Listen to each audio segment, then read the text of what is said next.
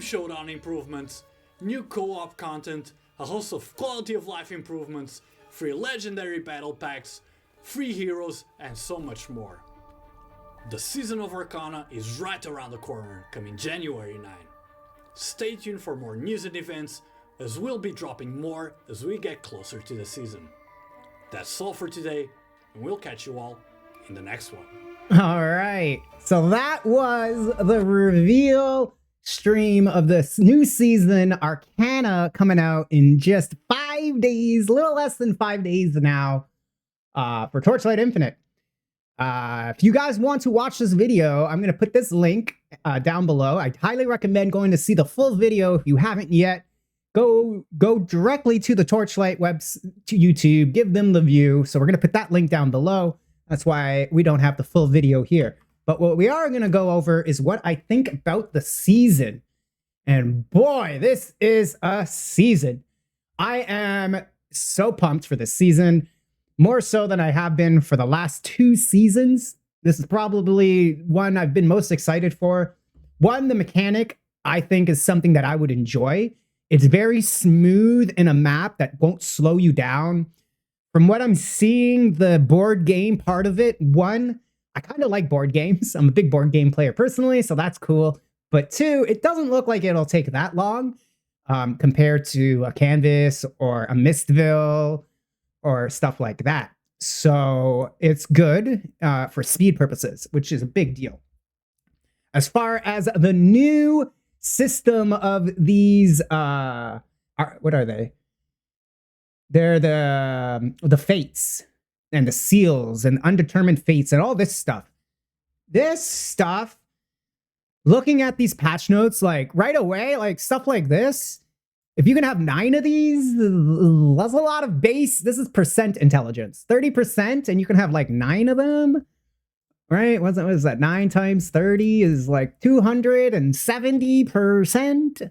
I don't know if you can have 9 of these, but like then you can definitely have 9 15s and maybe like 6 of these or something. Point is, you can get a lot, and that's just the intelligence. That's not even getting down to some of the more ridiculous, crazy things. Long story short, they essentially kind of make legendary level 6 pets not usable because you replace all your pet stuff. You can take a level 1 blue pet and turn it into a pet that's more powerful than a level 6 legendary by the end of the game by collecting all this stuff and building it right for your character, which is great for free players, a little concerning for people who've already invested money. But for free players, you guys are going to have the time of your life this season. Comboed with the fact that the pets are now being used in this way with this new system, you are also getting loads of free pets that they're offering just by logging in for 7 days. Doesn't even have to be in a row, just 7 days within the first month. They'll give you a free pet as a login reward. If you can do the big boss challenges, they'll give you more pets. They got all the tokens that they give away via drops, maintenance, completing Path of Progress, just logging in at the right day of the week. Stuff like this. They're always throwing pets and primos at you, so you're going to get so many of these pets, but they're becoming more and more and more and more obsolete with this new system. So this has got to be kind of cool. Maybe I'm reading it wrong and it doesn't replace them, but it sounds like these are going to be better than the pets, which is a big deal. All these new Kesamax systems. The new Fate system, which is up here, I kind of glazed over it. Like I said, it's a quick mechanic. It gets you in and out of the maps quickly.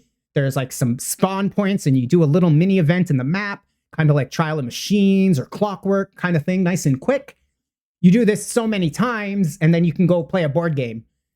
And the board game, it looks like it is somewhere in the realm of like a nightmare amount of time. Like you get into it and you do it real quickly and you get out.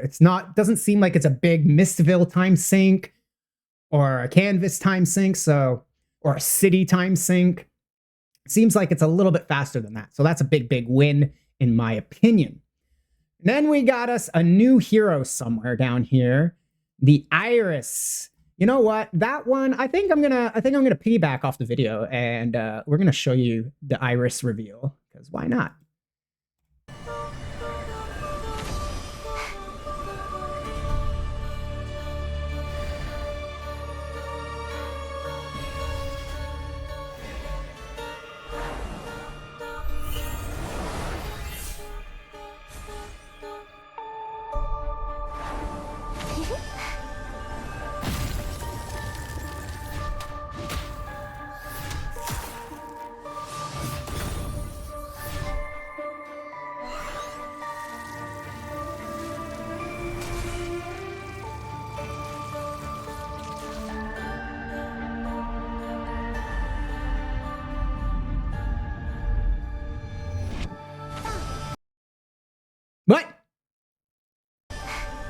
That was weird. My video hiccups. Wait, it reset? That's awkward. Let's jump ahead. Live video recording. That was weird.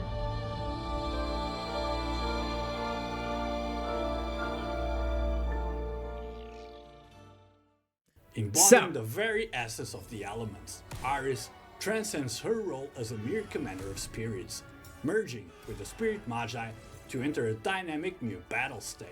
At the crossroads of... Well, there you go. Like I said, if you want to see more of that, go watch the video.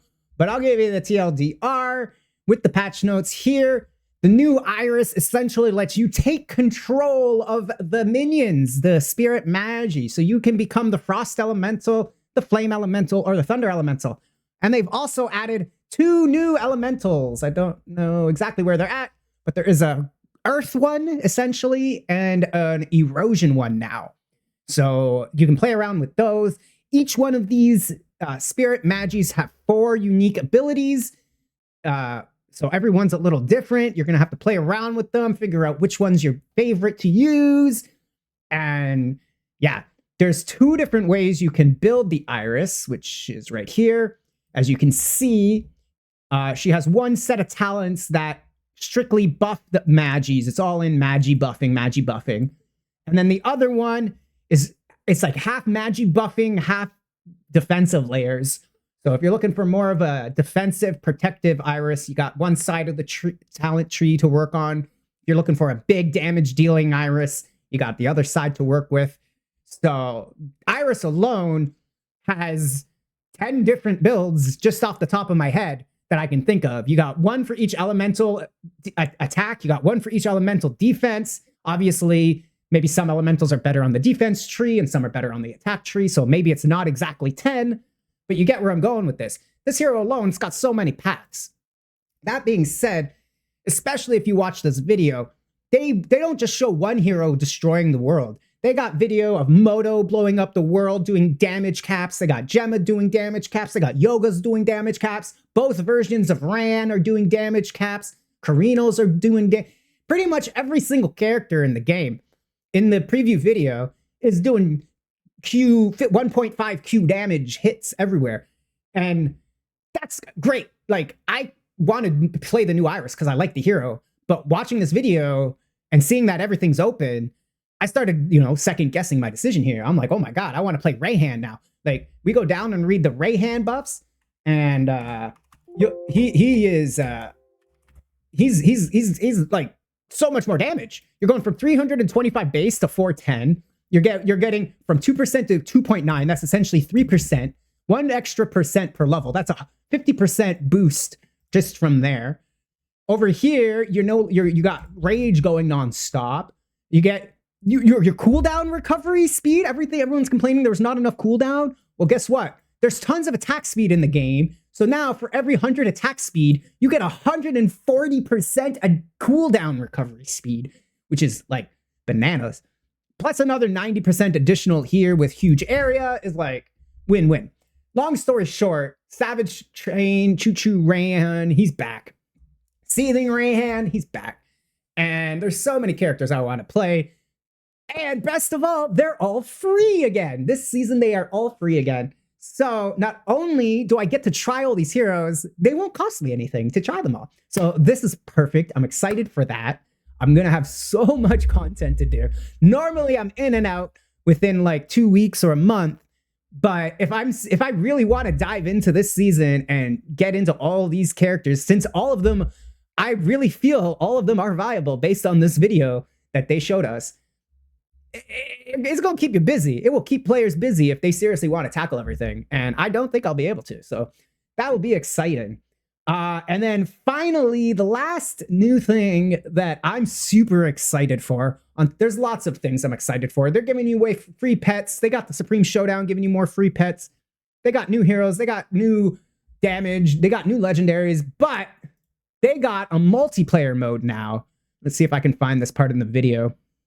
And it's like a city defense, they're calling it, I think. And I'm not too sure exactly what we're looking at, co-op content but to it's a co-op content. It's something that we can actually you have to play with people. It's not, you can't do it by yourself. It forces that multiplayer. City defense. And if it needs the coordination as they're describing, this could actually be something that's really like raid-ish into like in the terms of like MMO, like World of Warcraft doing raid content, or even Lost Ark has raids, right? So this is a first step towards raid-ish content in Torchlight, which I think is great. So I'm excited to see how this looks and plays out, but we'll see what the video shows us. Event, players must join forces to defend the city's central energy crystal from 15 waves of relentless attacks. The energy crystal must survive until the final wave, and you and your teammate will have a total of 6 revival opportunities.